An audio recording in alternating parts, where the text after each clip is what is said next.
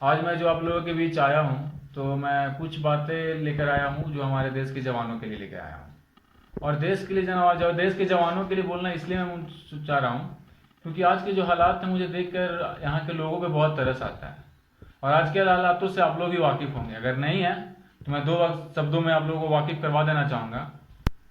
चलिए शुरू करते हैं कि आज हम उलझे हैं इतिहास की कुछ अनसुलझी सी उलझी हुई कहानियों में। आज हम उलझे पड़े हैं इतिहास की कुछ अनसुलझी सी उलझी हुई कहानियों में। पर अफसोस कि इन सब से थोड़ा ऊपर उठ जाते और थोड़ा उनका भी दर्द जान आते जिनके घर का चिराग बुझ गया सरहद पे कुर्बानियों में। क्या फर्क पड़ता है किसी को, हमारे घर का थोड़ी गया है।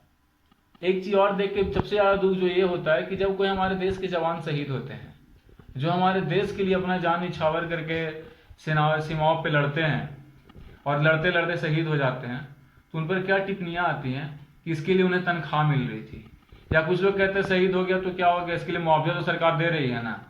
पर क्या कुछ चंद पैसों से या कुछ मुआवजे से जो हमारी सेना का त्याग है, समर्पण है हमारे देश के लिए, उसकी भरपाई हो सकती है? मैं ये सवाल आप लोगों से पूछना चाहूँगा। और मैं आप लोगों को आज बताना चाहूँगा अपनी कविता के जरिए कि एक सेना के शहीद होने के बाद उनके परिवार का क्या दुख होता है, क्या हालात होता है।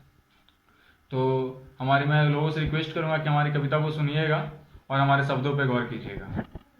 कि उस दिन आसमान में घनघोर सा बादल छाया था, वीर पुरुष उस दिन युद्ध में काल के मुख में समाया था। उस दिन आसमान में घनघोर सा बादल छाया था, वीर पुरुष उस दिन युद्ध में काल के मुख में समाया था। और मातृभूमि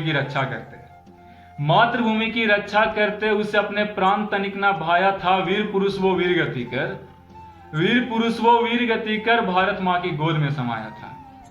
वीर पुरुष वो वीर गति कर भारत माँ की गोद में समाया था। और मैं आप लोगों से कहना चाहूँगा कि जब हमारे देश का कोई जवान शहीद होता है तो उनके जब पार्थिव शरीर को उनके गांव या उनके घर ले आके जाया जाता है, तो उस पल का जो माहौल होता है, मैं आगे की कुछ पंक्तियों में उसको आधे टुकड़े बदन जब तिरंगे से लिपटी आई थी, देख सब उस वीर पुरुष की सबकी आंखें भर आई थी। आधे टुकड़े बदन जब तिरंगे से लिपटी आई थी, देख सब उस वीर पुरुष की सबकी आंखें भर आई थी। और वहीं खड़ी थी प्रिय उसकी दो टक अपने पिया को देख रही। अंतिम बार देखन अपने पिया को उसके नैन थे तरस रहे। पति वियोग के प्रधायुक्त में उसके दोनों नैन मेघा से थे परस रहे। बेबस माँ को छोड़ गया वो उसे मिट्टी की कर्ज चुकानी थी।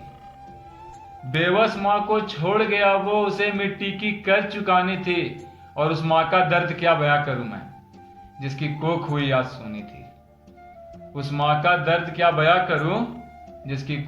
सुनी थी। और इस दुख की घड़ी में जो सबसे विषम परिस्थिति में होते हैं ना, वो एक शहीद का पिता होता है। और पिता इसलिए होते हैं क्योंकि पिता उस सिचुएशन में समझ नहीं पाते हैं कि वो क्या करें, वो हर्ष करे या शोक करे। मतलब कि अपने पुत्र की मृत्यु पे शोक करे या पुत्र की शहादत पे गर्व करे। तो मैंने कुछ लाइन के फीलिंग पे उनके जो है मैंने प्रकाश डाला है। तो उनके एहसासों को तो मैं लिख नहीं सकता हूँ, इतनी तो मेरी काबिलियत नहीं है, फिर भी मैंने अपनी तरफ से कोशिश की है कि उस पिता की जो समझ है, जो एहसास है, उनके एहसासों को अपनी लेखनी में उतार पाऊँ। तो चलिए शुरू करते हैं। कि थोड़ी दूर पिताजी भी थे शांत से बैठे हुए, हर्ष करूं या शोक करूं के घोर चिंतन में पड़े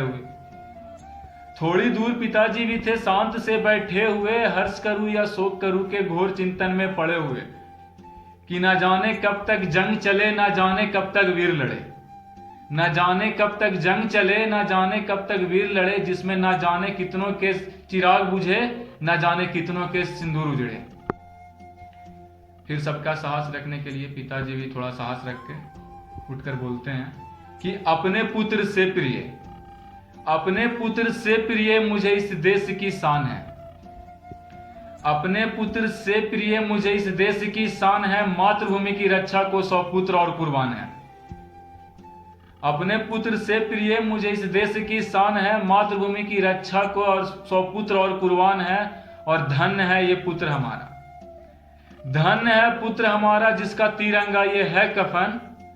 अरे धन्य है ये पुत्र हमारा जिसका तिरंगा ये है कफन, और पुत्र मृत्यु का शोक है, पुत्र मृत्यु का शोक है, पर आबाद रहे मेरा वतन, आबाद रहे मेरा वतन। वंदे मातरम।